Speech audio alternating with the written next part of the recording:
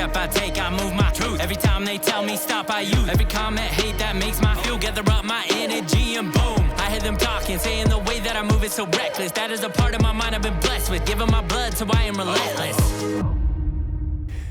This is a Keep Hammering Collective with round of applause. The studio audience goes wild. Tanner Haynes. You are probably, you are the number one requested guest. Did you know that? Yeah, I don't know why.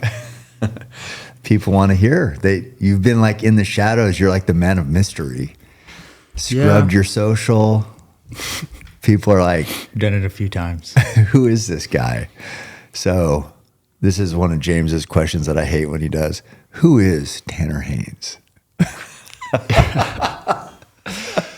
Well, yeah, I'm not a big talker. Yeah. Or a people person in general. Yeah, me neither. I have a pretty small circle, and I don't know, I just like to stay to myself. And I'm not confused about this. So if anybody wants to say anything about it, I'm here on this podcast because you are my dad. Like, yeah, you weren't. I'm not retarded. No shit. That's why I'm here. Well, yeah. And you've never asked, hey, could I be on the podcast? So it's like the complete opposite. I've tried to get you on here 1,000 times. You're like, no. So then this morning I told Taryn, I said, guess what? Tanner's going on the podcast. You know what that means? She's the only one after this. But I don't think she's going to be on. Yeah, it's well, we could tell him about the wager of why I'm here. What was it? Tell me. Well, you've tried to get me on 100 times. Yeah. I've always said no. And I said, if I killed a big bull this year, I would do it. I didn't think it was actually going to happen. So I didn't think I had to worry about it. Yeah, you kind of screwed yourself, didn't you? Yeah, so unfortunately. Well, okay, so let's catch everybody up to speed. That was the wager. That was the deal. You said, because you said you hadn't done anything. You have nothing to talk about, kind of downplaying everything you've done.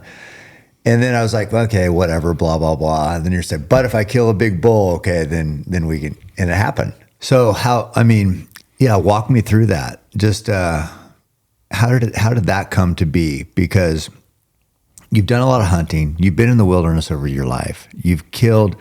Rifle killed a bull in the Colorado wilderness a couple years ago, right? Mm-hmm.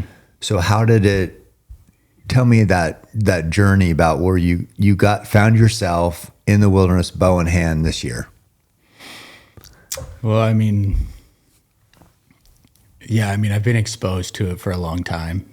I kind of grew up around it and was forced to go to it and all that stuff. But honestly, my hunting career has been like halted pretty much my entire 20s. So like when you do the most growing in hunting, like I wasn't able to just because of my job. So I never had hunting seasons off. I didn't really care to hunt.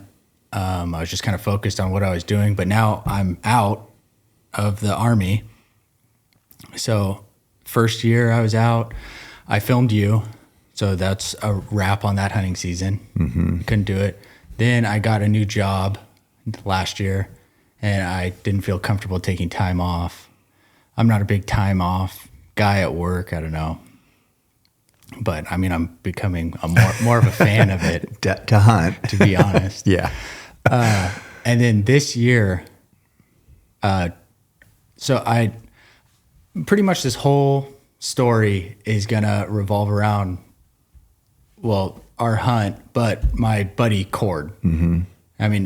I literally couldn't have done any of this stuff if it wasn't for him. Known him my entire life, pretty much. Mm-hmm. I don't know how old we were, 9 or 10, playing basketball. But Cord's one of those guys. He's just a stud. He's good at everything, and he's a good leader, and he's good at planning stuff. And he's been going to this wilderness kind of because of you, mm-hmm. and he's become good at it. And he has animals, which is a whole nother thing. And anyways, I see him every day at work, we worked together, and he kind of opened this door and invited me to go with them. So it's something that I've wanted to do. I've been reading, I read your stuff. I watch your old videos. I read Silvertip. I have the Fred Bear books. I mean, I love that stuff. I really do, but it's hard to like make it happen on your own sometimes. There's a lot of logistics, and he really helped it Open that door. Yeah, like come together. Yeah, there's a barrier of entry to hunt any big country really, but wilderness specifically. Which, if people don't know, a designated wilderness, there's no wheels allowed. You can't take 4-wheelers. You can't take e-bikes. You can go on foot and on a horse. No motorized anything. No chainsaws. They want to preserve it. They want it to be as wild as it can be. It's like where they get the name wilderness. So, and it's not something that it's not something you can ignore, because if you kill a bull back there, like in the beginning of September, there is an absolute time limit on getting that meat out. So even if you are tough enough and you're like, I'm just going to pack this bull out, you'll never preserve all the meat. So it's like, you can't ignore it. So when a good friend of mine is like, I have animals, I want you to come with us, it's something I want to do anyways. Because for months I had been talking about just going by myself. Yeah. Just because it's cool, and it's like Paul Schaefer, and it's like you and Roy, and it's like, I want to do that. But then I started thinking about it more, and I was like, I don't even know if I'm ready for that yet. So I kind of wanted to learn from Cord. Yeah. Like, I wanted to spend this year. He's been successful back there a couple times. So Yeah, killed some bulls. Yeah. So I don't know. He helped me out, invited me, and then I was back there. Yeah, I want to. There is the weather thing, the meat thing. That is, you did say he's like, you'll never be able to get it out. You could conceivably get a bull out by yourself. Early, you got to get really lucky. It'd have to be cold nights. You'd have to kill in the right spot. It's just for people who don't know. It's just not a smart thing to do. It's not smart to go by yourself to kill a bull early in September, because there's a chance you're going to lose all that meat. It's going to spoil. And that's why we hunt. This, honoring and respecting the animal's life means getting that meat out. So you said you could never do it. You could conceivably do it. Odds aren't looking great. I mean, I was more referring to our situation like this year. It was really hot. Yeah, it was. We were really far. And so, I mean, I could never have done it in our situation. No, not with that weather. I mean, physically, I think you could make the trip. So, like, I'll just break it down for people. So, on this bull, we got 300 pounds of boned out meat. So, if you're going to pack that out yourself, 75 pounds a load, 4 times. If you're 10 miles back, which I don't want to say how far back you were, but you guys were way back. So 10 miles back, so you kill that bull. You first load, you break it down, conceivably the meat's in a good spot. First load out, 10 miles to the trailhead, okay? 10 miles back, there's 20 miles. 10 miles back to trailhead with second load. 10 miles back, there's 40 miles. 10, 10, 10, 10. 80 miles, 40 of it with 75 pounds on your back. I don't know many people who can do that. That is just, and you don't have a month to do it. You got like 2 days or 1 day when it's 90 degrees. And that's providing you got the hide off, you got it skinned, you got the guts out, you got the meat off the bone. Sometimes it can turn bone sour if it's warm. So there's so much work that has to be perfect before you can pack it or hike 80 miles and 40 of it with heavy weight. It's just not good. So when you say that, Cord opened the door because they had animals, that's what's required. Ethically, you shouldn't be hunting by yourself without that. And I remember when you were going, I said, because you had mentioned like, oh, solo would be cool. And, you read all the stuff and it's amazing. But what I said is like, I would, just take this as like an opportunity just to kind of learn the ropes of the wilderness. And it's like, you know, don't get ahead of yourself to like, I need to go solo, because you can learn a lot like from people who've done it in cord. Just to kill multiple bulls in the wilderness, that you're already set yourself apart. Hardly anybody does that. So it's just a good opportunity, and you've explained it well, but that you learn from people who had been back there for years, and that makes a huge difference just with what's required, what's needed, where to camp, how it just works. But I was super pumped. And then, as you said, Cord is, you know, so capable, and you can always count on them. It's hard finding people to count on. You can count on those guys. Cord, his brother, and Garret Downing. Mm-hmm.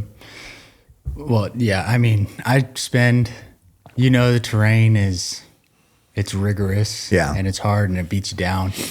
I like to think like I train quite a bit, a lot more than most people. I'm in pretty good shape. I'm actually in better shape than I was in the Army. And that was my job. But Cord's one of those guys who like doesn't work out, but is still somehow shredded. He was literally as good as me hiking around, and I was like, it's bullshit. But so he opened that door for me to go, and more than that, I only took a week off, or I took 10 days off of work. A lot of those guys who have been at this job longer, they'll take the whole month off so they can, you know, they live for it, just like a lot of guys do. But I'm still fairly new at my job, so I didn't want to be taking a whole month off. So I took 10 days, and then Cord was committed to getting me a bull. So he was essentially sacrificing his first week so he could go out with me and help me. Well, he wanted to get me an opportunity. Killing a bull is a very it has to go right. It's a whole another thing, but if he could get me an opportunity at killing a bull, that's what he wanted to do. Yeah. So, I mean, I was thankful for that too, just because it's just a different game. It's a lot. It's rare for somebody to put themselves in the back seat intentionally and say, hey, I'm going to help this guy. That's for young people who have big dreams themselves, and like everybody wants to get a bull. It's pretty rare for a younger guy to say, hey, I'm going to help you get one.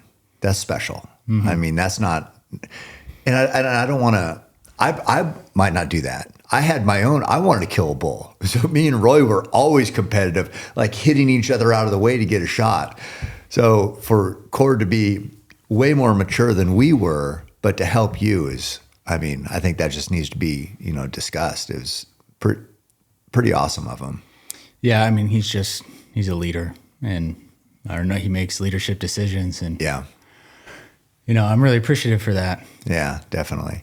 And then, did you want to talk about who else was in camp at all? Yeah, well, Garret Downing, he was kind of our mule. Well, Whisperer. Yeah, I mean, he just has been around those animals so long, and to be honest, I didn't even do hardly anything with the mules because it's a whole thing, and I didn't want to mess anything up. Even when it came to taking them out of the trailer, or a few times they had me take the lead ropes and kind of walk them around just a handful of times. But it's like, I don't even really trust myself. I just don't know anything. Yeah. You know, if you're either raised in it or you're not. And I wasn't. So, I mean, it's a whole thing. And he had so much knowledge, and just packing, putting everything together in the saddlebags, and all the knots and the cinches, and like it really is a lot of knowledge, and having someone like that in those situations is like, it's a must. I mean, you know how it is. The weather turns in minutes. Sun's shining, and then it gets bad, and then these mules can kind of get a little rowdy, and things can go south really quick. So there's high stakes. Yeah, I mean, it's not as simple as like, we have mules, we get to pack in as much as we want, Yeah. We get to pack out as much as we want. It's like you could give me 6 mules and I would have no idea what to do. I would just have 6 mules with me. Yeah, there'd be nothing getting packed in. Or I'd have 6 mules with me for a couple minutes before they ran off. Then they were free. Yeah, it's like... No, it's true. It's a lot. Yeah, I mean, I'm really thankful to those guys. Brody was there as well. And, he helped us with... it's a different story, but with Cord's Bowl, all those guys are just like, I was really lucky to be with them because they're not normal. Yeah. And it's weird that we're all from the same town, kind of. We all went to the same high school.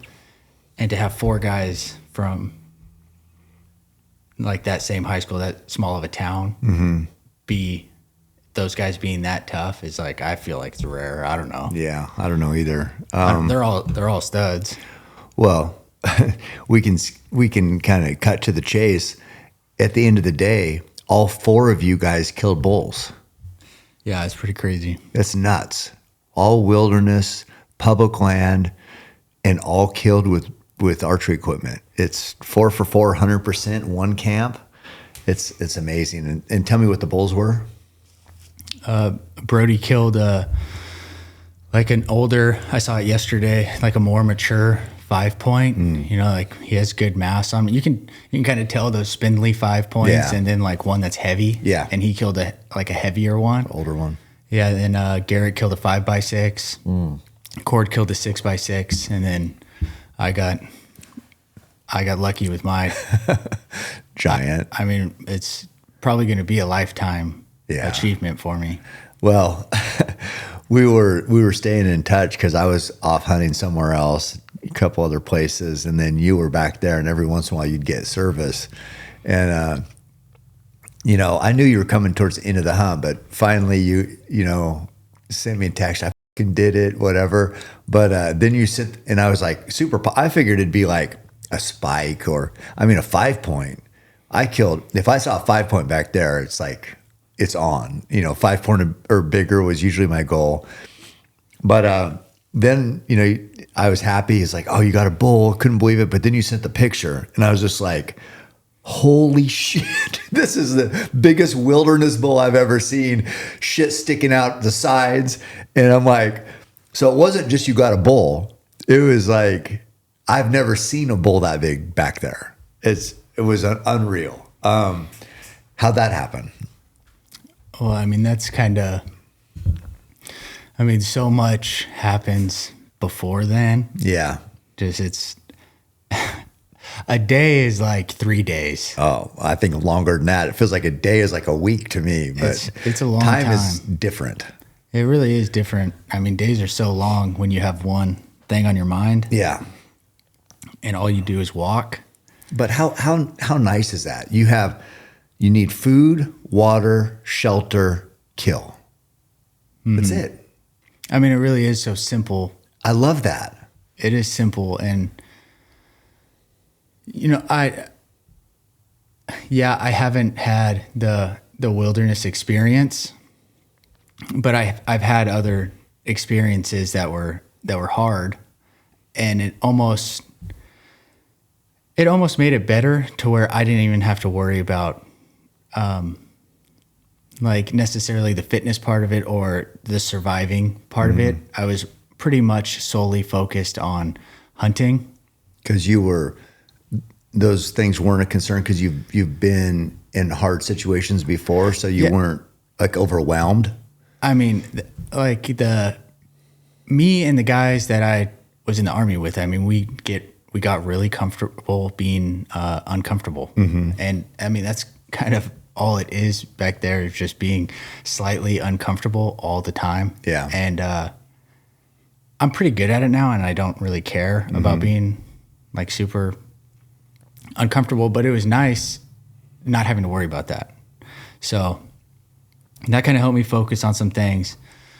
I had Cord with me for a couple of the first days. So we packed in on Friday. I walked in. They took most of my gear so I could save my legs a little bit. So opening day Saturday, packed in day before. Yeah, on Friday. And then so I walked in. got there. We set up camp, which is more than just popping up a tent because there's those mules. So Yeah. So we did all that. And then Cord had a plan. He wanted to get up on top of the ridge and he wanted to glass and see if he could see anything in there. So I was like, just trying to be a student, and I was down for anything. Like I'd go anywhere. I didn't care. So then we loaded up our packs. My pack was,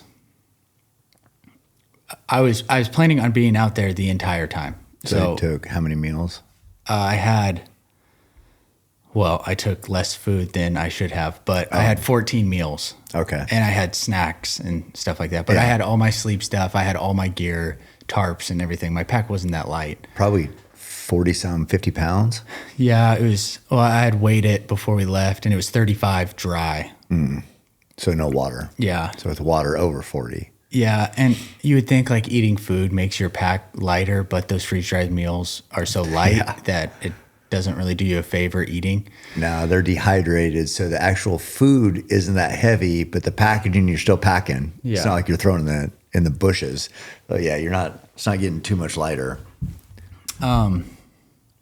So yeah, we got on the ridge at right at dusk, and then we were glassing. I didn't even glass him. Cord glassed him. He's better at me than this stuff. He glasses up some elk down there, and there's a bull bugling in the bottom, so that was cool. And then it was like we kind of had a starting point, and season was in the next morning, so it was pretty exciting. And then then woke up in the morning to glass again, and then there were some more bulls down there. I actually think we saw 5 bulls. It's a good first day. They were like satellites. I don't think the rut was, obviously it was super early and it wasn't on, so they're all kind of hanging out together, but they were all walking in a line together, and it was like 5 bulls. Like, yeah. That was pretty cool. You can't just like get over there. How far were they? On the other side. Okay, So, the drainage. That's quite a process then. I mean, it's a complete ordeal, but you still hunt everywhere else too, even though you see other things. So yeah, we get up and then we walked around, and then we kind of walked all day up and down through other drainages, and then didn't really hear anything, and we were sitting down for a snack, and there was a bull bugling in the bottom. And then so we went after him, kind of chased him. Cord was calling. We were kind of moving forward towards him, kind of closing distance. And he was on the other side. So now we're one drainage over, but he's on the other side. So it's taken us all day. I think it's like 5 p.m. or something like that. And this is Cord's suggestion. He was like, I think we should go after him. And it was 5 p.m. And I was like, okay, like, let's go. So we then had a plan, thought he was on this flat over there. Then we worked our way around. This is still opening day. We did a lot of stuff in one day. Yeah. And then we get up on the other side, and you look at Onyx, which is a great tool, but sometimes you think you know where stuff is, and it messes you up once you get over there. Not that this messed us up, but I was just walking in front. Cord had planned on calling, and we were walking through an opening. Sun is like directly on my white face. Yeah. So, and I wasn't even expecting to see anything, not at this point. And I'm walking, and then I'm looking forward into this burnt timber, and there was a bull bedded, like half his face. I could see his rack. He's a 5-point, and I just immediately dropped to the ground. Cord follows suit, drops to the ground. I like look back at him and kind of mouth. Yeah. The bull's close, like 40 yards, and he's just staring half a tree, like right to me. Yeah. And so I kind of tell him the situation, and he's like, I'm going to drop back and cow call. So I was like, okay. I belly crawl over to the shade, of this tree in front of me, and I'm on my knees and I have a pack on and I'm trying to get ranges. And so I knock an arrow, everything. I have a dial sight. I'm trying to get ranges on this thing, and it's kind of hard because I'm down low now in the grass. And then finally Cord gets the bull to stand up. And then he walks to his left, my right, and I range him 43. I dial my sight to 43. Then he keeps walking, and then he faces me, but through this like burnt bouquet of branches. Yeah. And I'm just kind of waiting. And then he takes another step to his left, and he's between two burnt trees. And he puts his ass towards me, and he's looking back over his body at me. I'm not going to take that shot, obviously, but in my head, I can get a good range on him at least. And so I range him 50 yards down my sight. And then the next part that happens is I've watched you make difficult shots a lot. I mean, I filmed you for an entire season, and I don't think people realize that there's shots that are like outside of your wheelhouse, like as a new hunter. And this was like kind of one of those situations. So I ranged him at 50, and in my head, I'm playing it like he's going to step one more step to the left in between these trees, and I'm going to mew and shoot kind of all in one at 50 yards on my knees with a pack on. And sure as shit, I mean, he does it, and I mew and shoot, and I do all the stuff. Like it went really well. Yeah. As far as all that stuff, I shot, and I hit him, and he ran off, and I was watching him, and all of my arrow was hanging out of his shoulder. And I knew that was not good. And I was just trying to convince myself that, I mean, I wanted to kill a bull back there so bad that I was convincing myself that it was a good shot. And I even went back, before we started trailing, I went to Cord, and I was like, it was a good shot. I told him. Then I told him how much of the arrow, and I immediately could see his face change, and he like knew, but I wasn't ready to accept it. And then, blood trailed, bull was shouldered. Yeah. And then we blood trailed him. There's barely any blood. He went directly uphill, and that was that. And yeah, I know guys don't like talk about that stuff a lot. I don't know if it's not tasteful or whatever, like hitting a bull, but like, I mean, it happened, and I don't know. I just feel like it happens more often than people think or want to talk about. Yeah, it does. I mean, I'll be honest, and people who have read my stuff know this, but the first bull I shot at, a giant 7x6, I hit in the shoulder blade.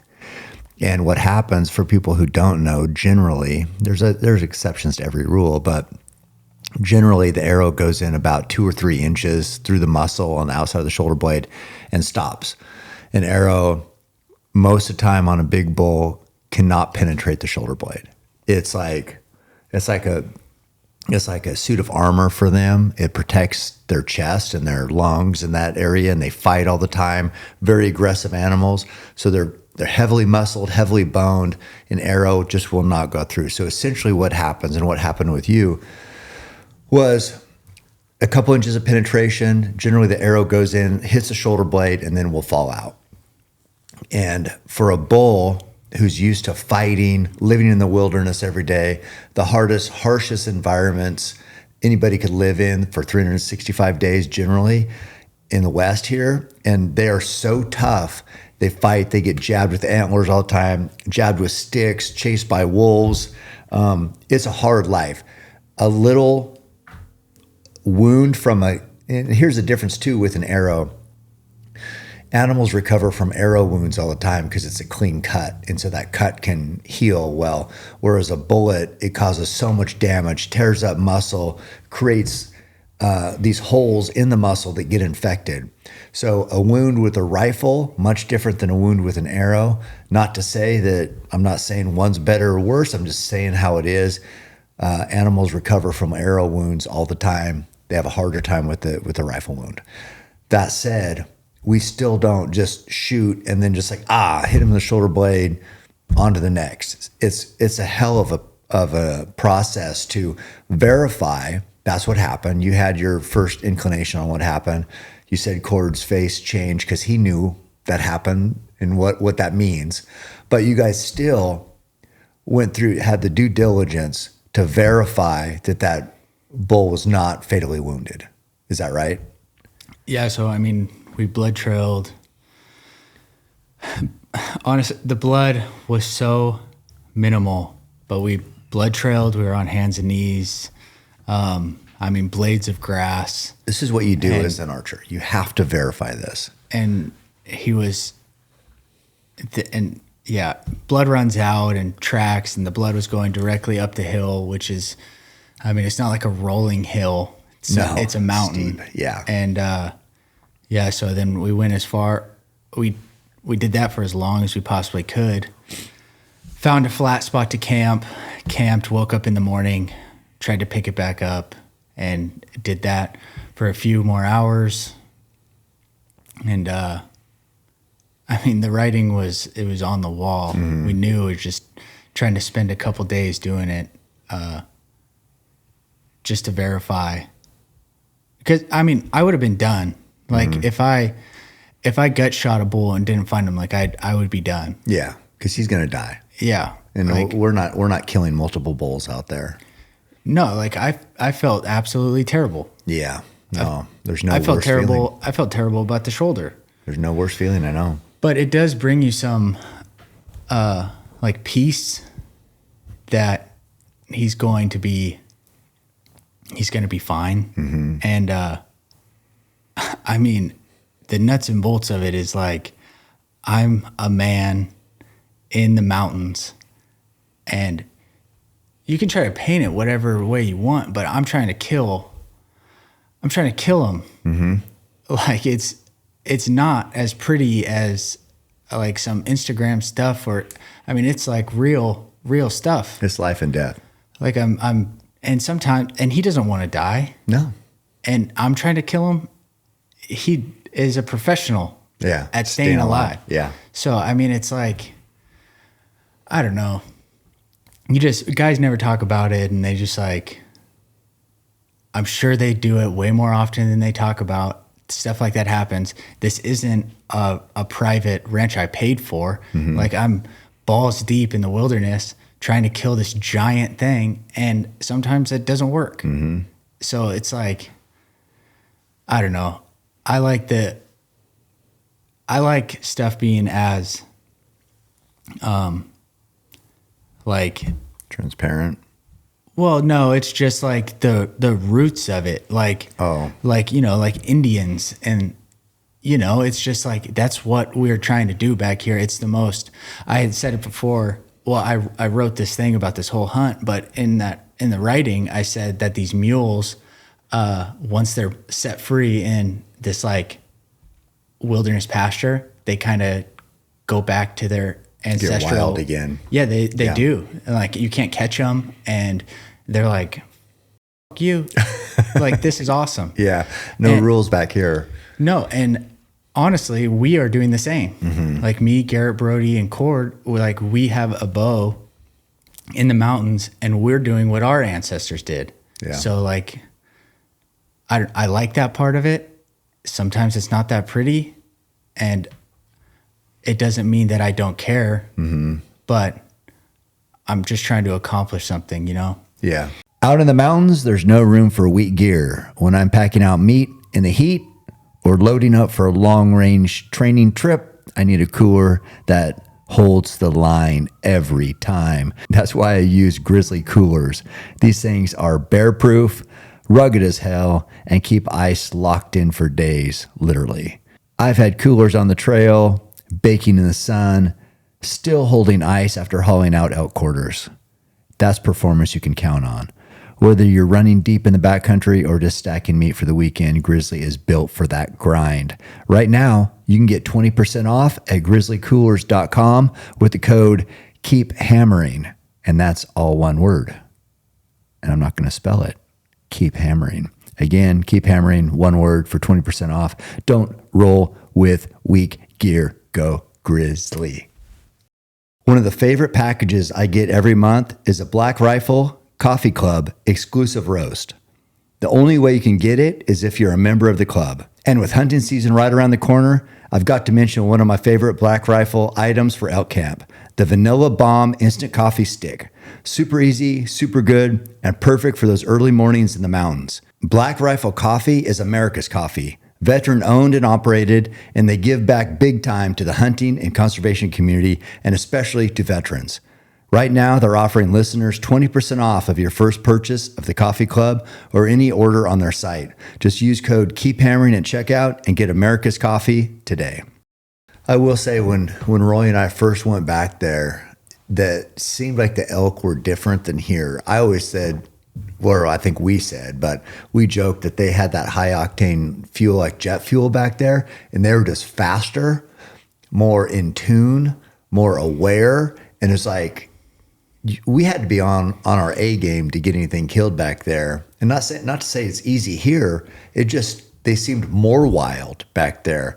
And it just took like, okay, this is the real deal. But those animals, yeah, you have to be at an elevated level. They're at an elevated level. Everybody's trying to live, survive, kill each other in some cases. It's just the way it goes. And sometimes death, hunting, life back there isn't always pretty. There's high stakes, and there's some gray area, and shit happens. With bow hunting, yeah, anybody who bow hunts long enough is going to learn all about that shoulder blade on a big bull. It's just, you're going to learn about it, and people I know thought I had it figured out. I know a couple years ago I had a 90-pound bow, and I was going to shoot the single bevel broadhead. It's a bone breaker. And so this bull came in like at 10 yards, and I'm like, oh, I can just pound right through the shoulder, 90-pound bow. I can get through that shoulder on that bull. And I shot at 10 yards, and the arrow just crack and just stopped, and no penetration. But thankfully that bull went out to 60, and I was able to shoot him again when he stopped, and I got him killed. But it wouldn't have been, that first arrow wouldn't have done it. And I learned my lesson there. So still, even though we talk about all this and everybody knows, we still have to discuss it, because even me, after all these years, a couple years ago, I tried it again and it didn't work. So it's just, guys, stay away from that shoulder. I know that wasn't intentional. You didn't try to hit that, but people, because these 3D targets are designed in such a way, you get so used to looking at that crease and trying to get that arrow in that crease, which you have 18 inches behind that crease to kill and still get lungs and liver. Stay away from the crease, because an inch or two on the wrong side of the crease to the forward end of the elk, you're just not going to get penetration. And that's what you learned on that one. I've learned it myself. As I said, on my first bull, I've learned it multiple times, unfortunately, over the course of 35 years of bow hunting. But tell me what that felt like. You felt, I'm sure you couldn't have felt worse. You let cord down, I'm sure. So tell me what that feels like to have so much invested in that and to fail, essentially. It's life, but explain it to me. Well, before I went on this trip, you had given me the suggestion of writing and keeping a journal with me. And so I did. I had pen and paper, and I was kind of writing in it. And I would just do it at night, or, some days I'd miss a day and I'd catch up on it. And I'm sure I got on my phone what I wrote that night. But what I've learned too is why I mentioned that to you is there's no real or more raw moments than when you're in the wilderness by yourself. And I thought it's kind of therapeutic, but also it's important for, we a lot of people like to criticize social media and sharing their experiences and this and that, but I like to celebrate sharing the moments. And when you get home, it's a little diluted. You kind of fill in the blanks on some stuff. Maybe you're not as honest as you would have been laying in a sleeping bag at night. So I thought it was important for you to, let's get it when it happens. Do that journal, do it at night. And just because it's so valuable to have those incredible memories etched that are so truthful and so real, that are etched in essentially your history forever. So tell me what you wrote that night. Yeah. So, I mean, this is just a picture of my journal, but I have a picture of it.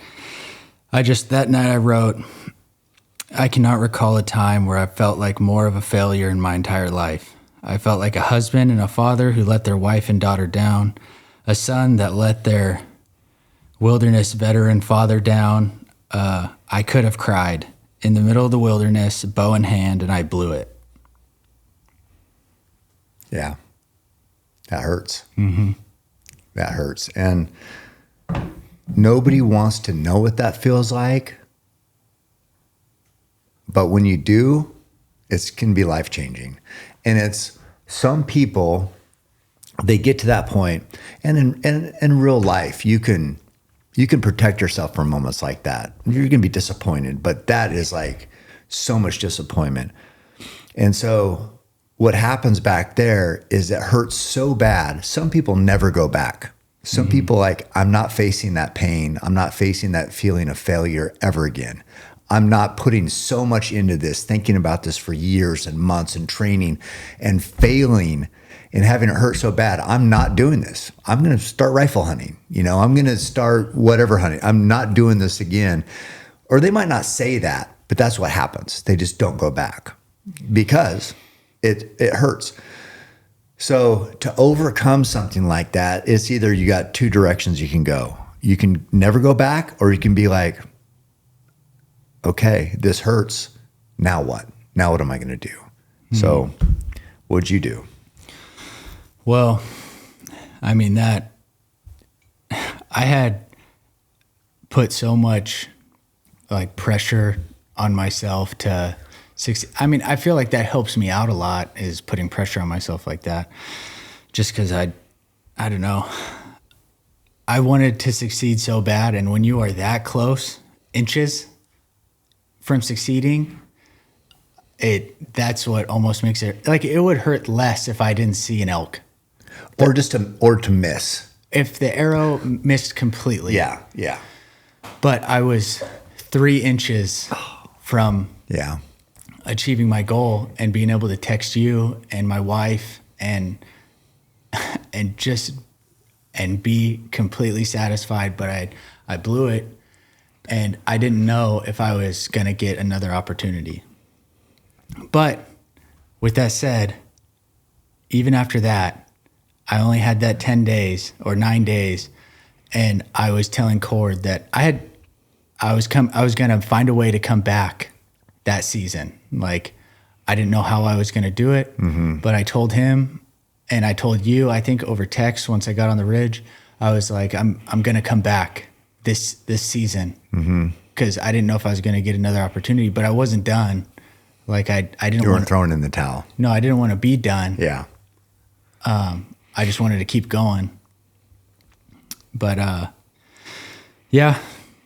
we spent that next day trying to do that, and then another day, Cord tried to help me for another day, and so this is day 3 of being out there, and the bulls weren't talking, and then Cord was like, I feel like a jackass walking behind you with a tube, and the bulls aren't talking. He was like, so he suggested, let's do you want to separate and then we'll have a better chance? Because I was just walking in front of him and he was just walking behind me. Yeah. And then I kind of got my opportunity and I blew it. So he has a tag in his pocket too. So I don't blame him. Like he wants to hunt too. Yeah. So Everybody's got dreams. So we separated, and that third day, I was so hot walking around. 3 days is a long freaking time, and I was getting kind of worn down. Yeah. And I convinced myself that I was in a bad spot. I needed to go back to camp and go to a different place, reset at camp, whatever. Basically, I was being like weak-minded. I kind of let it get to me. So I drop all the way down, which, I mean, people might think like, oh, you just drop down to the trail. Like you'll be back at camp in 40 minutes. It's like, no, it's like a 6-hour thing. Yeah. I'm like coming off of a mountain. So you're really committed to throwing in the towel. If you're dropping to the bottom, like it's a big thing. You thought about it. Yeah. You thought about it for a long time. Yeah. And I even was dropping down. I'd drop about 1,000 foot. And then I would say, do I want to go down? I was like, I'm not going to come back up here if I go down.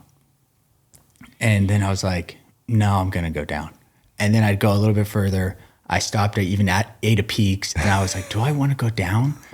And then I was like, I've gone too far now. I'm just going to go down. Is it like 4,000 feet? I mean, it's a drop. It's, if you're at the top, it's a long ways. Yeah. It's probably like 3,000. Yeah. But when you're walking with a pack on, like it's a grind. It's not like it's a trail, but so I get all the way to the bottom and then I'm walking back, which once you get to the bottom, it's like a while to get back anyways. And then I see Cord and he shot a bull and I went to go help him. So we go out and help him recover this bull. And I mean, like we talked about, it's a lot of stuff once you kill a bull. So it's nice to have somebody. And I wasn't just going to walk by him and be like, well, he even said he didn't even expect me to go. He was like, I don't know what you're doing. If you're going to go hunting. And I was like, no, I'm going to go help you. Yeah. So then we went and got this bull and took care of it and hung the meat and everything. And that moment, like seeing Cord with his bull, he killed a nice 6-point bull. It was like that. I needed it. Like I needed to see something positive. I needed to see what it was like for someone to hold antlers. Yeah. And like accomplish it back there. Cause I was like, I ended up telling him, it sounds shitty, but I was jealous. Mm-hmm. Like not jealous in the way like. Just of that feeling. Yeah, not jealous in the way like I want to take it from him. Right. But I want that too. Yeah. Yeah. You know, so I saw him with it and I was like, I want that so bad. It was like, I feel bad because it was hard for me to enjoy the moment with him just because I wanted it so bad too. Yeah. And I didn't know if I was going to get it. I know exactly what everybody knows what that's like. But, you know, he accomplished his goal too. So and I got to feel good for him. Mm-hmm. And so I helped him and I got the spark I needed again. And he gave me all his snacks, which was nice. And once we got the meat hung, I was like, I'm going back up. And he was like, okay. So they had to pack the meat out on Mules, so that's a few day thing. But I was like, I'm going back up on the mountain. And that night, I walked all the way back up, which took me, I left at noon, and I got back up there at 7. So it took me a really long time. Yeah. Because some of that lower stuff, too, is like cliff falls, and it's like, you got a pack on, and you're all fours holding on to stuff. It's kind of dangerous, but got all the way back up there.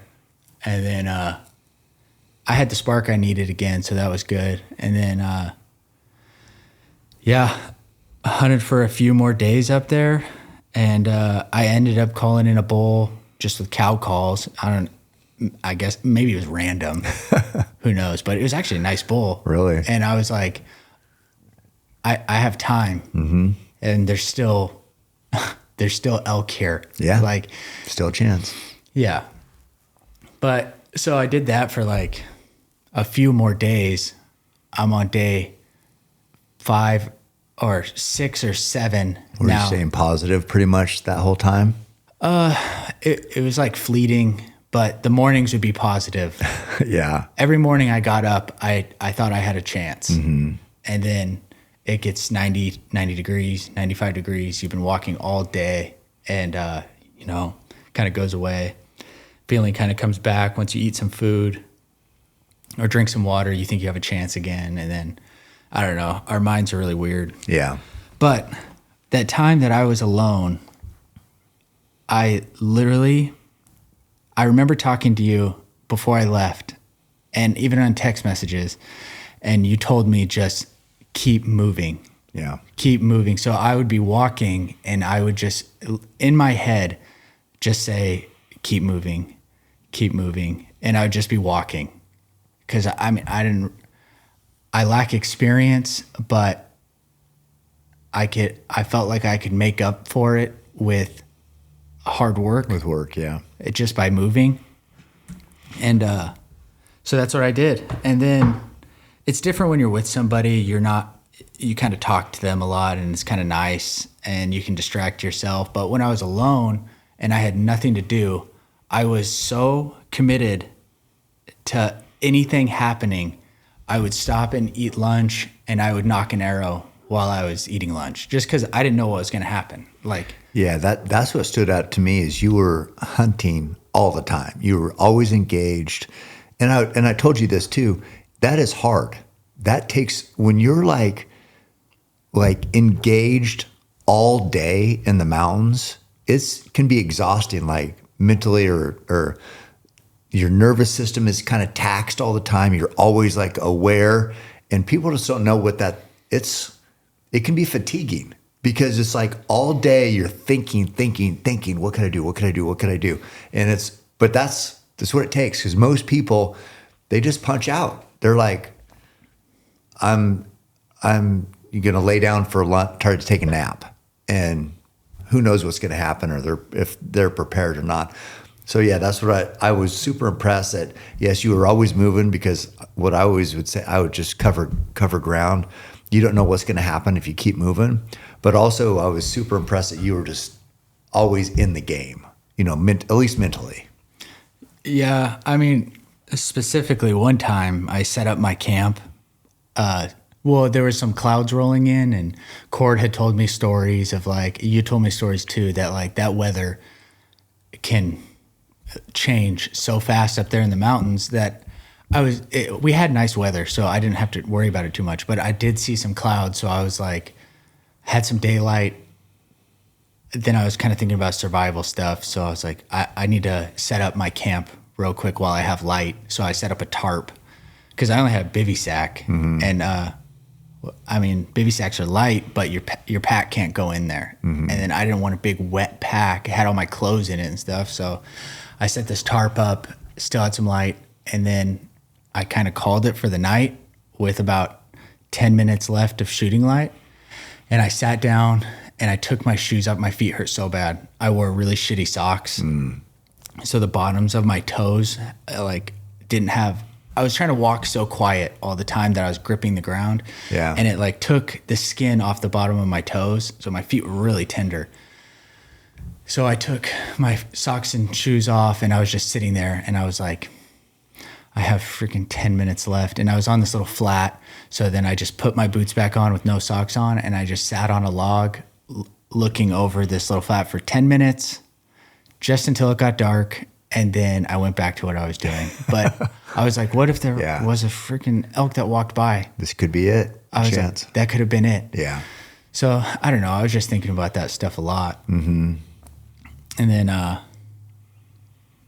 I didn't kill bull doing that stuff, but so I was down to, this is 7 days, 7 days of this, probably half of it with Cord, half with myself. And then I had 1 day left and I was just trying to problem solve. And I was like, those guys are down there. I don't know. Maybe they've heard something, or they could point me in the right direction for the last day. Like I have resources and I haven't tapped into them. Yeah. So I was like, I'm just going to go back there. But this is a different feeling than I had before. This wasn't a quitting feeling. Right. I was like, I'm going to go back and see if I can get some intel for this last day. Still hopeful. I was still hopeful. I wasn't throwing it in yet, but I get back and they were down there. They just got back from packing the meat out. So they went out, and then I think they stayed the night at the trailhead, and they packed back in the morning, and they were just kind of hanging out. And Cord said that I came walking in with my shirt off and shorts on, and he said I look like a beat puppy. I honestly had a week is a long time. Yeah. And I was pretty run down. Yeah. Like I had that pack on that entire time. I was tired. I had one peak left, one meal left. I had one Pop-Tart left, and that was all I had. So I was like, yeah. And he was like, do you want to go out? I had already planned on going out, but he's like, do you want to go out tomorrow? One last ditch effort. He's like, I'll call for you. And I was like, yeah. I was like, let's do it. And then so I stayed the night there for the first time at the main camp. I hadn't stayed there one time. I saw Garret Downing there, and I said, I haven't seen you in a week. Yeah. Because I hadn't. Yeah. I hadn't seen him in 7 days. And then so, we started in the morning. Cord kind of had a plan, so I was I was open to anything, you know. Oh, yeah. So I just he let me lead, and he wanted to get to the top of this drainage, and he'll tell you I kept side hilling, and he stopped me and he said, I know you keep side hilling. He's like, but that side hill is not going to get you to the top any faster. He said, we need to go up. Yeah. And I was like, I know. I was just freaking tired. Yeah. So then we just went straight up. I don't know how far it was, maybe 1,500 feet, but I mean, it was a lot at that point. Yeah. At that juncture in my life, it was a lot. Yeah, I bet. And then so we get all the way to the top and we make our way around. And then as soon as we get in there, kind of where we can start doing stuff, Cord wants to rip a bugle and just like over the land, see if anything will answer. Locate. It had been a little cooler at night too, which was nice. Yeah. Like we were thinking, maybe it could start them. Yeah.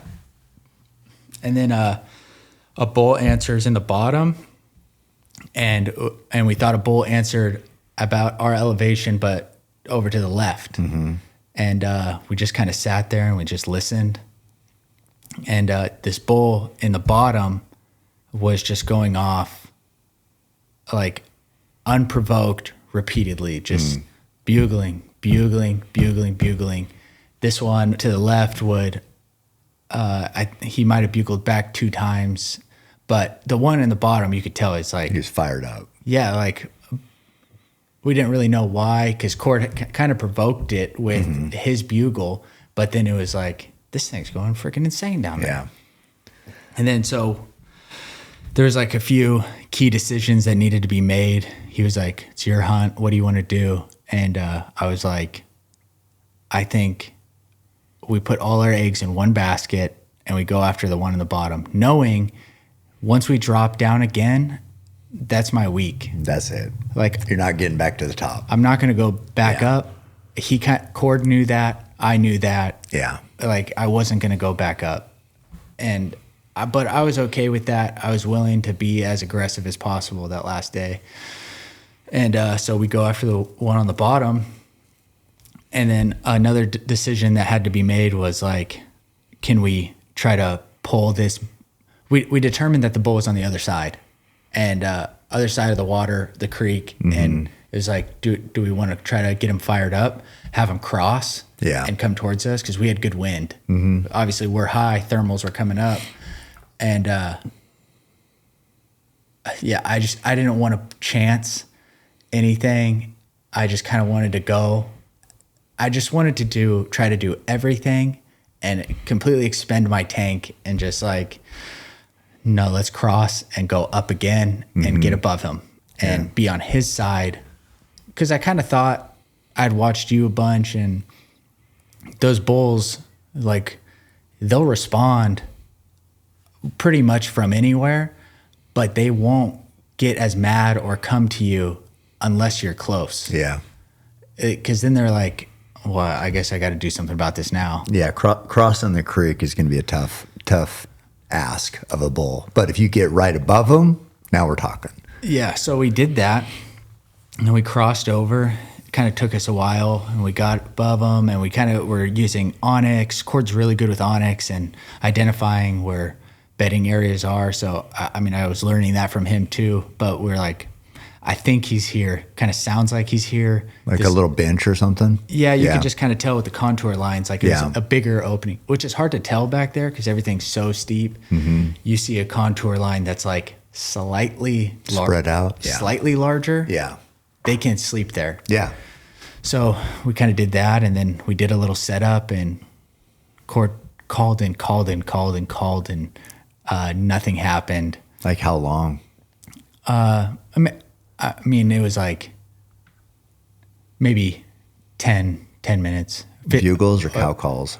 A whole smorgasbord. Everything. Yeah, he kind of did it all. But then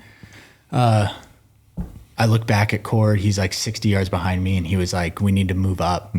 Like, go after him. And then we kind of moved up. We even sat down for a second. I kind of thought that was it. Yeah. Because the bull, we hadn't hurt him.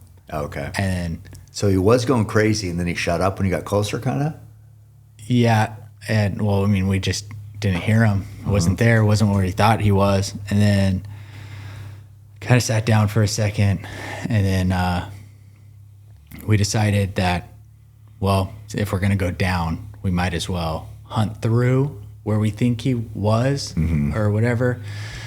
And Cord was kind of looking around the face and was like, looks like some burnt timber over there. And he was looking on onyx. He's like, I think that could be a good bedding area over there too. So we can work around and work our way down through that. What time was this? Probably 2 p.m. Okay.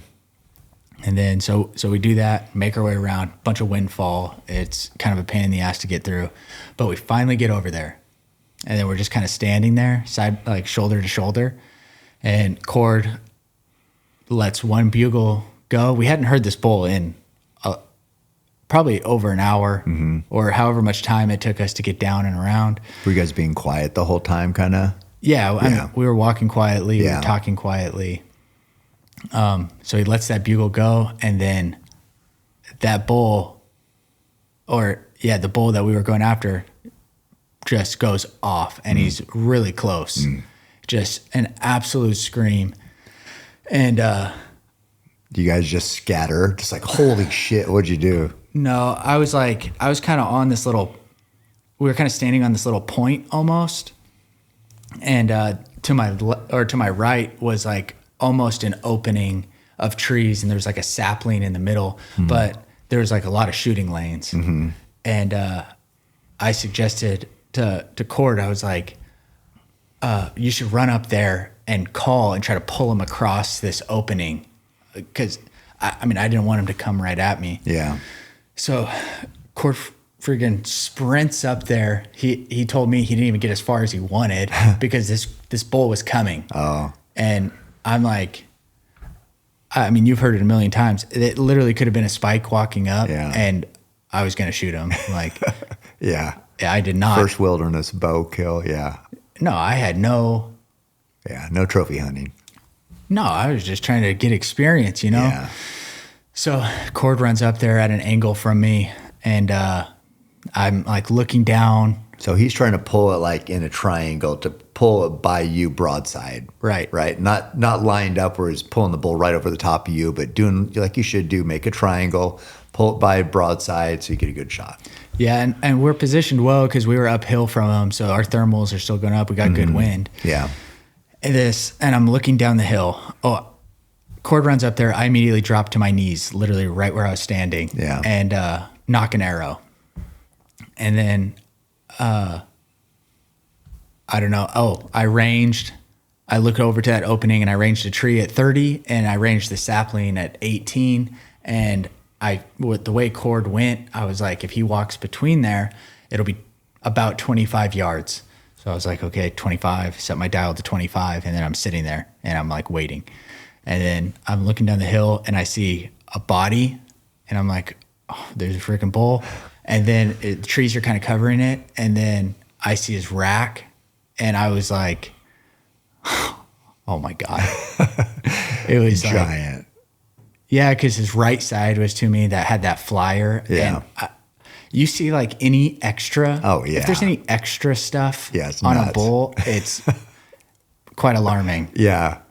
So he was coming up and I knew he was going to be coming.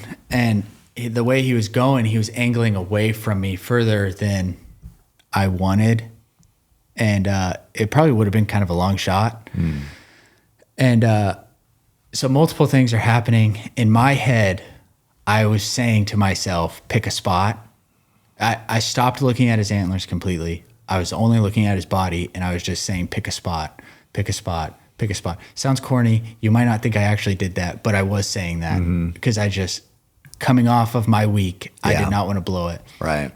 So I was trying to convince myself of that. This bull's angling away, probably going to be a difficult quartering away shot at maybe 50 yards.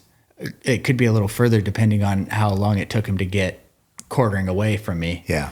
And Cord is noticing all this from atop of the hill, and he's laying on his side, completely down, and he rolls to his left, bugle tube on the ground, and lets off just a tiny little bugle towards me. And the bull is going at an angle and just completely turns perfect, going back towards me. And it was like super clutch. Yeah. This bull walks up, goes straight to that sapling and just starts destroying the sapling, just like an act of dominance. Yeah. Because I don't think he cared what made that bugle. He was just going to be He's the like, biggest bull on the mountain. he was just going to be like, you're going to bugle, watch this shit. I'm going to put on a show. Yeah. So he just starts tearing up this sapling, Yeah. quartering away from me. I told you the sapling was 18 yards. I had a lot going through my head, so I never touched my dial again. Yeah. So that was still at 25. Yeah. And I shot, and it hit high, but I could see. I mean, it was going to be a fatal shot. Yeah. And I was like I was fully wild at that point. Yeah. Like I told you I was full Comanche. Yeah. And nothing was going to get away from me. So I seized every opportunity. I wanted to be as aggressive as possible. So I had an opportunity and I shot him again, and he went 100 yards, and I watched him. I watched him expire, and then I mean it all happened so fast, and I just like looked back up the hill at Cord, and we were just kind of looking at each other, and it was like I'm pretty sure I had tears in my eyes then. Like it was unreal. Yeah. Like it was truly unreal that had just happened on that day with Cord there. And I mean, it's something that I'll never forget it. Yeah. And I think will change. It feels like it'll change the trajectory of my life. Like it's hard to talk about because I can't even really describe it. Yeah. But yeah, that was. I think the only people who will understand that feeling are people who have been in a situation like that in the wilderness for that long, with the ups and downs of a bow hunt, and then to kill a giant bull like that with one of your best friends. Unless you've been there, it's going to be really hard. But if you have been there, you know how powerful that is. You know how much that means. And so I can see you. I can see this. You explain this situation so well. I can see it in my mind's eye, and it does.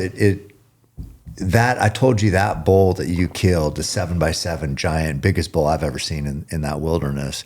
It reminds me of when I killed that big mule deer buck with all the guys. There's pictures of it over here with Wayne and Roy and Dwayne and Jeff, and it did change everything, because then it was like I wrote about that. I wrote the story. This is like some premier animal, third year bow hunting. And didn't deserve it, but it happened. It's like it did change the trajectory. That was like my signature kill right out of the gate. And that's what this reminds me of for you. So who knows where it leads, but right now it's a big deal. And right then it was a big deal. I can't imagine how you felt. No, and like you know me, so, and you know my personality. Like I'm not here talking about it because I think I'm a good hunter or like I'm an elk guy now. Yeah. Like it was amazing. I do think a lot of it was luck. A lot of it, Court is a way better elk hunter than me. Like and I couldn't have done it without him. I literally couldn't have done it. He did a lot of stuff. It's really nice having another guy there with you to bounce ideas off of, because you're like, should we do this? And you're like, no, well, what about this? And so having him there was really nice. He's really good with a bugle tube. He saved my ass in that situation. Yeah. So, if he wasn't there, I would have no kill. Secondly, people might think it's weird, but I still, at nighttime, I watch a lot of YouTube. I like watching hunting videos, but I like watching the old ones with you and Roy and, Pioneer Peak. And but anyways, last night I watched the tribute, the Tenzing one, the moose hunt. That's like one of my favorite ones. I think the video is done really well. But in that video, you were socked in and you couldn't glass, and it just stuck out in my mind. You said, I've killed a lot of animals, and it's not because I'm a good hunter. It's because I'm stubborn, and I will go out even if the conditions are bad. And I felt like I could connect with that, because I was just going to be out there. And you get lucky if you're out there. Yeah, you never know. Which is cool. Just like, if you just don't stop, it could happen. You don't know. Like, it could happen. And it happened for me. Like, I got lucky, and I see the only thing that wasn't luck is like, I just kind of, I guess I kept my shit together a little bit, and I was able to kill him, which is cool. But that bull walking up, as big as he is, you can't convince me it isn't a little bit of luck. But I don't really give a shit. Like, I'll take it. Yeah. I'll take it. It's not like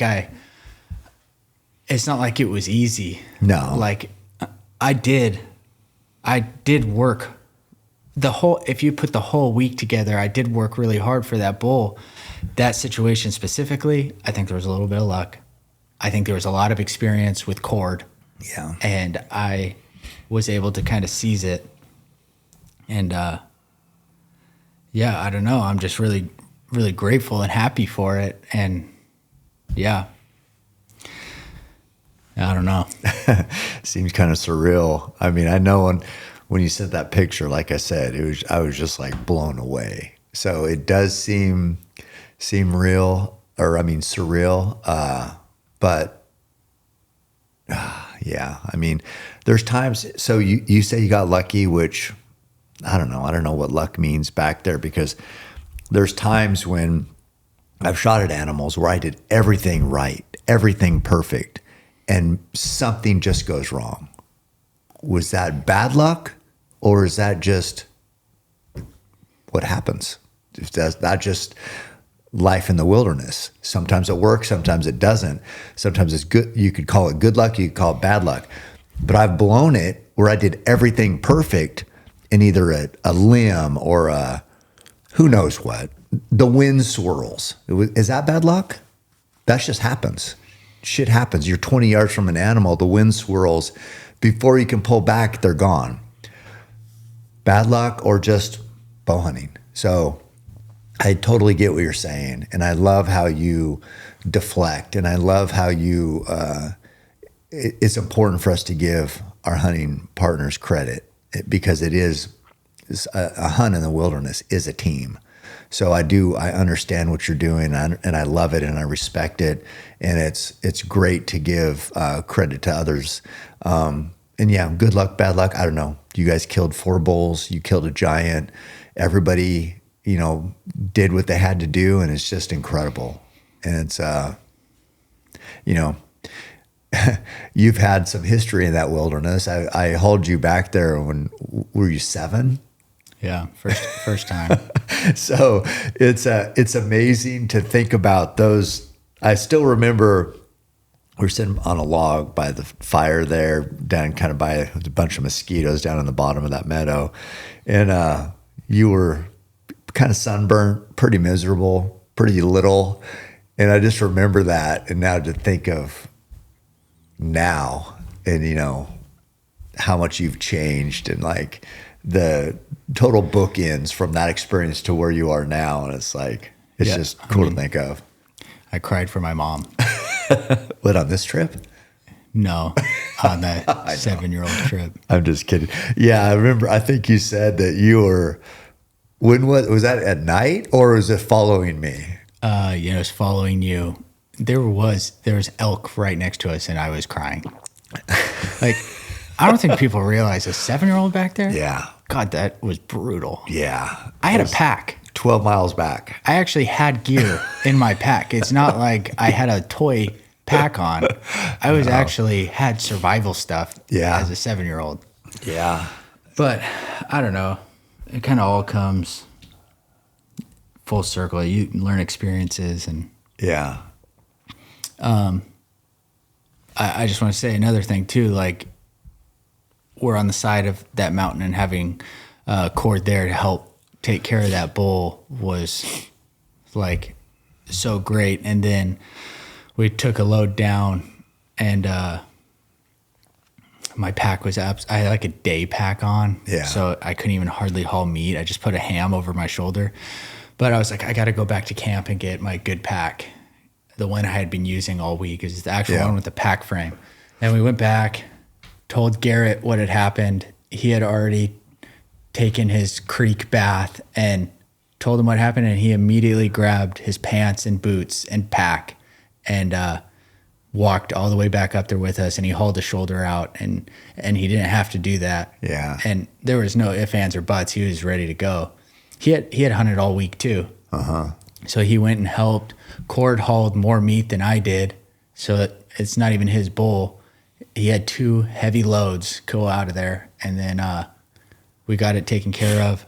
I carried the head and hide, which was an ordeal. Yeah. And then got it down there and hung, and then those guys packed it out the next day. I mean, we were leaving. Yeah. So we packed everything out. But I mean, those guys had a rodeo too, getting that stuff out.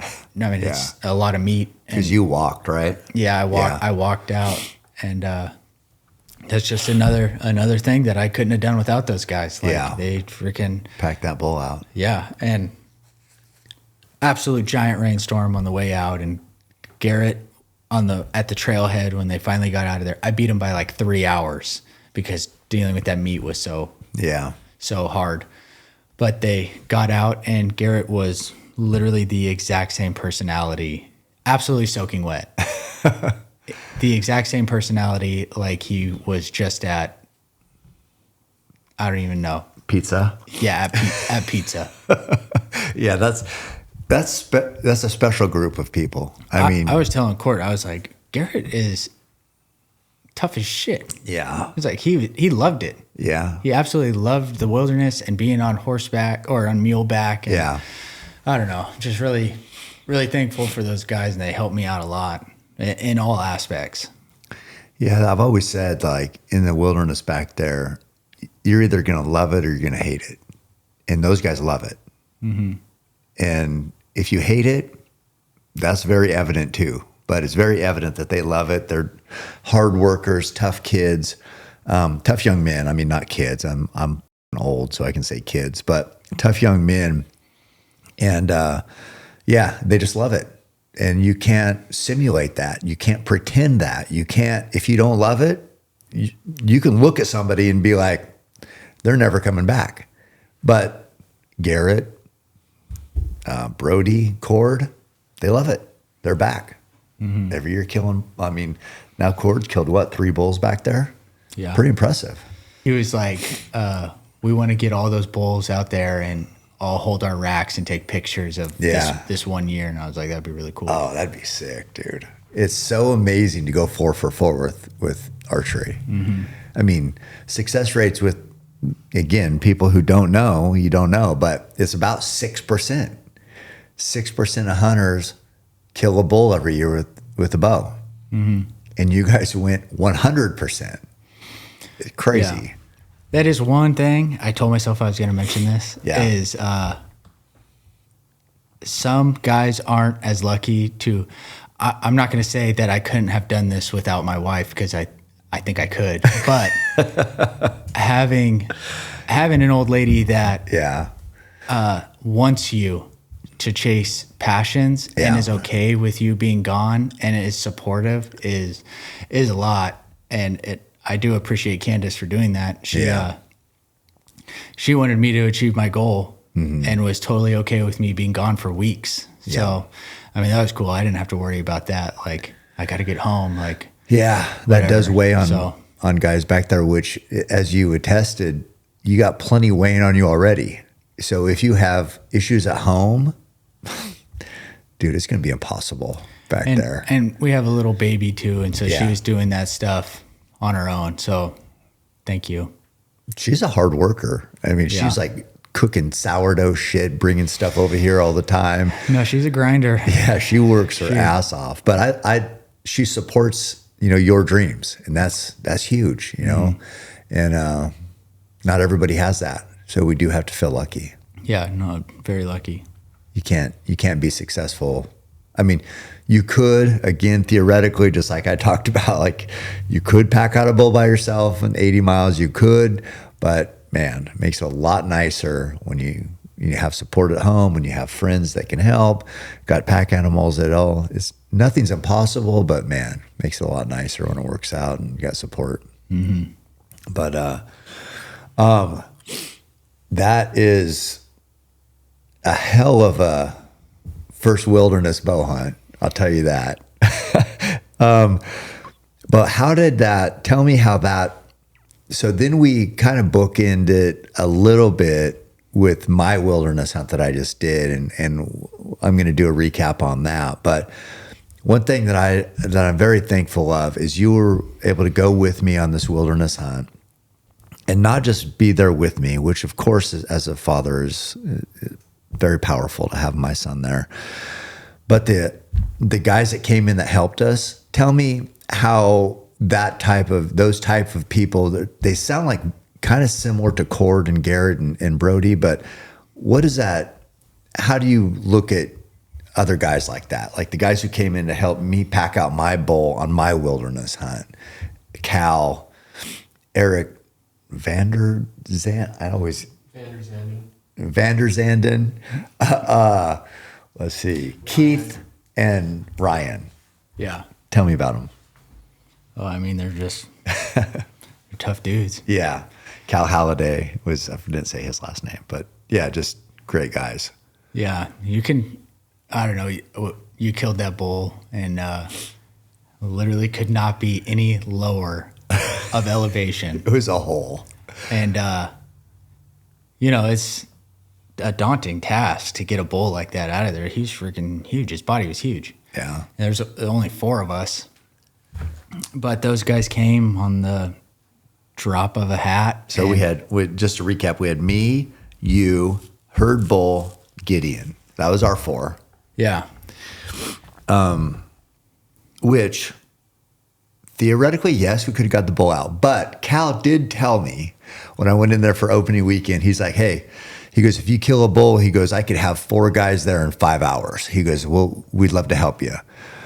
So this was a few weeks ago, he said this. And I was like down at the bottom. We got that bull killed at the very, very bottom. Thickest like mess ever.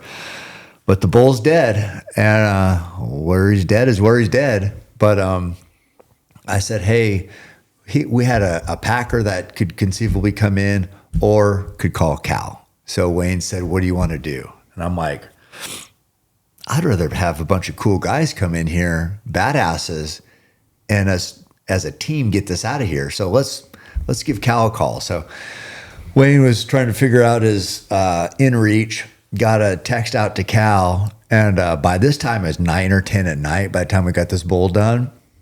So 9 or 10 at night, and Wayne says, Cam killed a bull. Can you guys come in? Gave him I think a pin drops when you send that text with the in reach. So they knew where we were. And Cal says, yeah, we'll be there at 8 in the morning. And to get there at 8 in the morning meant they had to get up, I think, at 3:15, 3:30, something like that. Because they're, Enterprise, they're a ways away. And they said they'd be there at 8 in the morning. This is miles into the wilderness and a long way from where they live. Before 8, you could hear voices. And we're just like, holy shit, how are these kids here? And they show up at 8:01 in the middle of nowhere. It's just like, and just busted out of the brush. And it's like, and I think you mentioned this, but these are the guys who you want to see busting out of the brush. Because you look at them and you're like, we got some fucking studs on the scene now. Yeah. But pretty sick, wasn't it? Yeah, I mean, you're like, oh, these guys can pack. We're good to go. Can pack some meat. Yeah. They just got like the mountain build. Yeah. Just pretty ripped dudes. Yeah. Good attitudes. I mean, they came down the hill hooping and hollering. Yeah. They're like, we have an 8 o'clock meeting. I think appointment. Yeah. Absolute game changer having those guys. And what I said too is like, as good a mood as they were in, even getting up at 3 in the morning, whenever it was, all those miles to get in there, took them an hour and a half is like, in a straight downhill, like thousands of feet down. But the attitude they showed up with, we had to pack that bull miles and thousands of feet out of there and hung out all day, took care of this meat, broke down Wayne's camp. So if you went from the first time we saw them at 8 a.m. till the last time, which is close to 8 p.m. probably, their attitude never changed. But during that time, carrying hundreds of pounds of meat, thousands of feet up and miles out, attitude exactly the same, just as positive, hooping and having just as much fun every second of that process. That is rare. Yeah, I mean, you could tell they live for it. Like it's all they care about. The mountains and hunting and elk and big horns is their life. It's it. Scores and this bull and glassing from this place and packing in this place and 200 days. Eric's like out in the field 200 days a year. It's like these guys. It's also nice having them because I'm the kind of guy who has a pack and deals with stuff being really shitty on the pack, like just uncomfortable. Yeah. I'm like, oh, that's how the pack is. Yeah. It's just an uncomfortable pack. Yeah. But Eric was taking off male and female ends and changing them and made your pack actually pretty legit. Yeah. And I was like, well, I've never even thought about that. I've never changed buckles. No. I'm just like you. I'm just like, whatever. I don't give a f. I'll just make it work. But it sure is nice having it, because I had the antlers. They were kind of leaning to the right. They kept, and something was f***ed up with the pack, but Eric was obsessed with like, oh God, this is driving me crazy because the antlers kept leaning to the right a little bit. But, I mean, all that is just a testament to how much he has packed. Yeah. Like, you don't just get good at that stuff right a couple times. Like, the guy has packed a lot of meat. Yeah. And that's who you want. Well, and even we show up there, and by this time, I was fucking tired. I mean, breaking down that bowl, I got up in the morning, and I took some more meat off. You didn't want to be asleep when they showed up. No, I wasn't going to be asleep at 8. So got up, but I had to there's some more meat I wanted to get off there because I just remembered there's a little bit of neck meat and there's a couple of ribs I hadn't taken out. And so I wanted to get that cleaned up. I wanted to clean up the skull, but I was like pretty much, okay, I'm done. Yes, I could do more. Wayne boned out the hindquarters. We didn't bone out the front shoulders, which I was just like kind of tapped out. I'm like, we're just gonna get this out of here. I'm done with working on this thing. But those guys came in fresh, and they're like, Cal's, they said, hey, do you want Cal to take the bones out of that front shoulder? He's like really fast at it or whatever, and I'm like, I don't go ahead, And then Keith, I think, said, hey, do you mind if I take this bottom jaw off the skull? And I'm like, why? His knife kept. It was one of those replaceable blades. So I ended up getting my elk skinner out to get finish getting the bottom jaw off. But point is those guys were still down to like, hey, let's do this right. Even though I was kind of tapped out, they're like, we can make this easier. And that's just kind of what they do, because to do as much as they do back there and take clients out and do all this, they're just so used to that. It's like, no, this is how we do it. This is the standard. And they have a standard. They're young men, badasses that have a very, very high standard. And I just love to see it. I remember Cal back from the iFish days on this old forum. People would talk shit about me back, they have forever, but he would always have my back 20 years ago. And then to see them like now be such capable, they're family men now, they got kids. They're just hardcore badasses, but to just know of them for so long and then to see them in action and see how capable and how tough they are.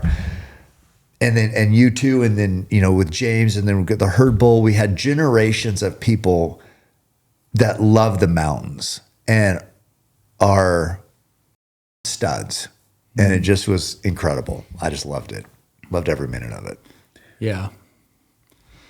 I mean, I've said it 100 times that I'm not a podcast or camera guy. I had thought about it a lot, and I do think documentation is important. I mean, it's the reason why I want to do this stuff, is because I read old stuff and I watch old videos, and I think it's important to hold on to these memories, whether spoken or written, or the photos captured. Like, I do want to do my part, and I don't want to forget for myself. Like, I want to keep this stuff alive. And, I don't know. I mean, for my hunt, I did write an article about it too. I don't know if it'll go anywhere, but it's just for myself and memories, and it's just important.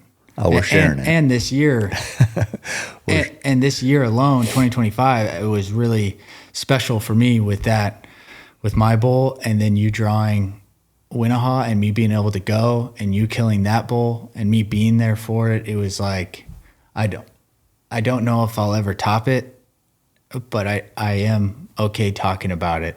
Yeah. It was an insane year. It was really special. Pretty crazy that, we were able to, to kill 2 great bulls with archery equipment. I mean, it's got to feel really lucky. To your point on the documenting it, it's no difference. I kind of been struggling with God, I got shit in my throat, but we get criticized a little bit these days. Some people are just fucking retarded and don't want people to share, their hunting experiences with the general public. But it's so important to do it, to celebrate what we do and to celebrate the moments that we've just described. Because if we don't talk about it, who would ever learn? Or, you said yourself, you've been learning from these videos and reading and all these things. And that's what happens. So back in a million years ago, guys would draw on the cave, the hunt, right? Then when I came up, it was magazines and books, and then it got into YouTube, and then it got into different things on Outdoor Channel, or maybe Outdoor Channel, then YouTube. But the point is, men have always shared their adventures, right? That's just what we do. This is, we're going to cross the ocean and discover new lands. Oh, we're going to go hunt here, but we're going to talk about it. We're going to share it. So that's all we're doing. We have the phones now.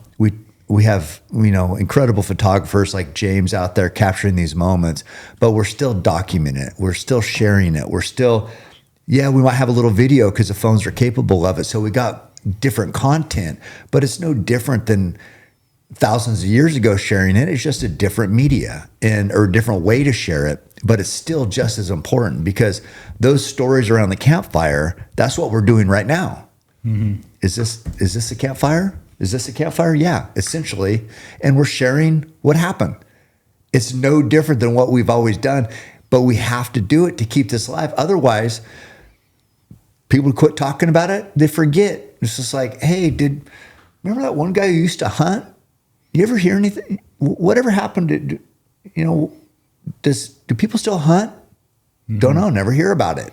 Well, we're going to talk about it. So I love that. Yeah, I know you haven't been like the big share everything, but I'm so thankful that you wanted to talk about it or were willing, didn't want to. You weren't begging me, but you're willing to talk about it. And I love how you gave credit to all the guys, and they deserve it. But I just love that you talked about it and you could share. I think people will really appreciate your honesty and you. I'm not going to say vulnerable. I hate that word these days, but you were just like very real about how you felt. And when you felt like you failed, you're real about describing that. When you felt you succeeded, you're real about describing it. And mostly it's like to give other people credit. But point is like you're talking about it. And I'm very thankful for that. And people need to hear this because they want to hear. They've seen you guys grow up your whole life. They haven't heard from you like they have Truett, So I'm very, Truett has his own thing he's doing. He's kicking ass, but to share this with you and to have you, the fact is, and like you wouldn't mention it and nobody might not know, but you had probably 120 pounds coming into that hole and you never said one thing about it. People do that stuff, but they make sure everybody knows they got a lot of weight. You never mentioned it.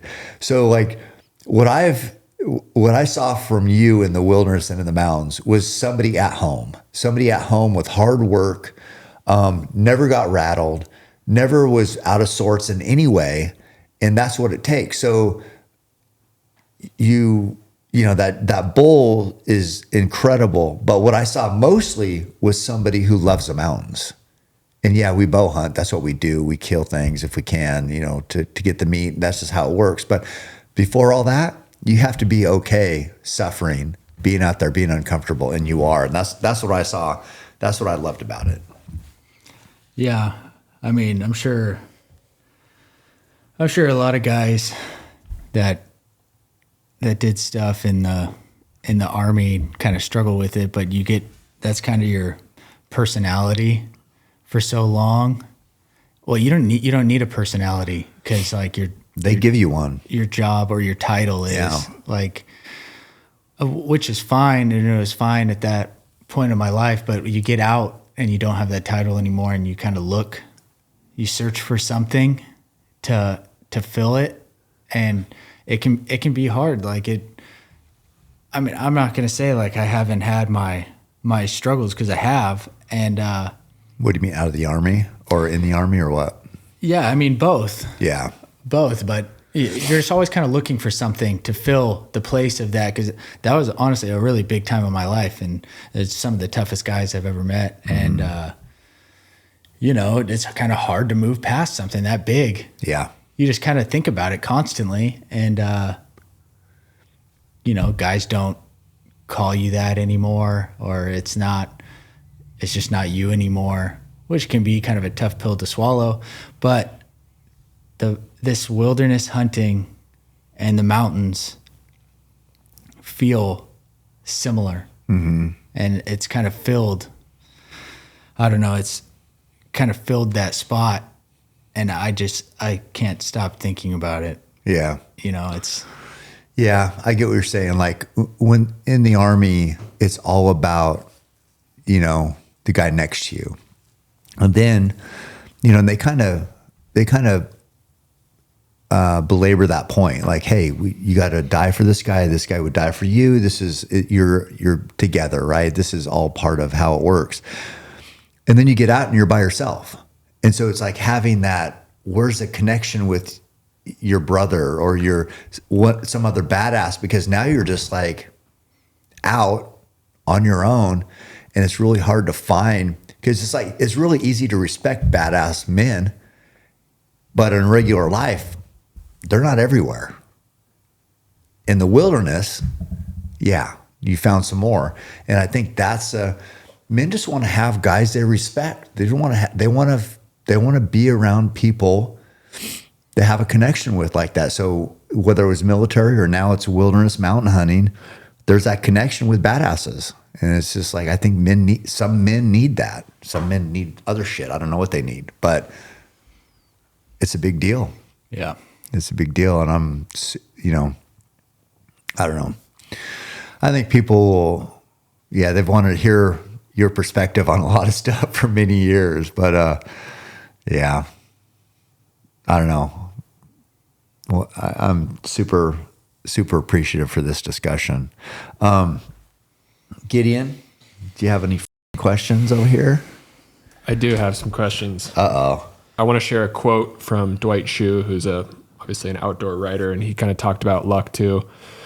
Luck is not something you hope for in hunting. It is something you earn through long days, quiet steps, and respect for the land and animal. You feel like that kind of wraps up how you feel about this luck that you talk about? I mean, that's written way more poetically, but yeah, I mean, I don't discredit myself as far as hard work. Cause I do know, I told you about it. Like I know I worked hard. Mm-hmm. I think the animal that emerged from the timber, that could be luck because he was big. Yeah. But I mean, getting there to that point, I don't know. I don't know if you get kind of rewarded, if the mountains reward you. Universe kind of rewards hard work sometimes. I mean, it's I always think that the more and it's like a famous saying, but the harder you work, the luckier you get. And it's just, I think the universe does reward hard work and being positive. But yeah, I was curious, like, what do you think prepared you the most for the wilderness? Do you think it was the Army, or do you think it was how you grew up? What prepared you? Because most people don't have that type of success in the wilderness their first year. Not even just on your killing, but like you on my hunt and just being so at home in that type of suffering. So why are you so successful? Well, I mean, I kind of mentioned it to Wayne, and I was like, all those guys that I worked with in the Army, I was like, would be totally fine out here. Mm-hmm. Which, I mean, balls deep in the wilderness with the bivy sack and mountain houses, like all those guys would be totally fine. Mm-hmm. I'm not saying they would kill bulls because that's like knowledge and skill set. Yeah. But as far as living, like surviving, they'd be totally fine. Yeah. Just because they're comfortable being uncomfortable. Right. Like I said, that's like if you're not worried about that, then you can think about other stuff. Yeah. So, I mean, I think that helped me a lot. Yeah, I would agree with that. Speaking of mountain houses, marry, kill, chicken Alfredo, biscuits and gravy, and chicken pesto. But it's peak, not mountain house. But peak. Yeah. Well, I'm going to kill pesto. Yeah, fuck that. Going to kill pesto. I'm probably going to make sweet to Alfredo. and I'll marry biscuits and gravy. Yeah, that chicken Alfredo, I could eat that every day back there. Oh, we ate it cold. we did. We're so I was so hungry. so hungry. I mean, you don't even need to heat those things up. It was still good. It was still crunchy. We didn't even wait. Just poured a little water in there, and No, it was like clumps of sand for chicken. I'd do it again. it was really good. Yeah. We split that one after I passed up that bowl when you were filming, and yeah, it was great. I mean, cold, crunchy. Yeah, whatever, a peak. But chicken Alfredo, it's definitely the one. You got anything else? Yeah, last question. So last night we were recording Shit Talkers Weekly that we're going to have to redo. But you were talking about, I don't know, it seemed like you got a little emotional thinking about your son who had success and found this calling. Tanner, you talked about it after the Army, but found the success in a place you really cut your teeth. So as a family, from generation to generation, how does that make you feel? And more specifically, kind of about this legacy that you're leaving in your son, who has now found the same success and the same place. God, I can't even put it into words. You know, it's what any father wants, is for their son to care about the same things they care about. As far as the wilderness goes, specifically, after you hit that one in the shoulder blade, I was like, I even said it here. I'm like, I just want, there's so much pressure, not only to perform back there, to survive back there, to do everything, but then even because I've written books about it, and even, you know, this is what I do. And I was just like, it was so hard, that failure. I just was like, please, I don't want it to end with that. I don't want that to be your trip, right? Because I just know how mentally daunting it can be back there. And then when you get out, there's two answers to the question. Did you kill? Yes or no?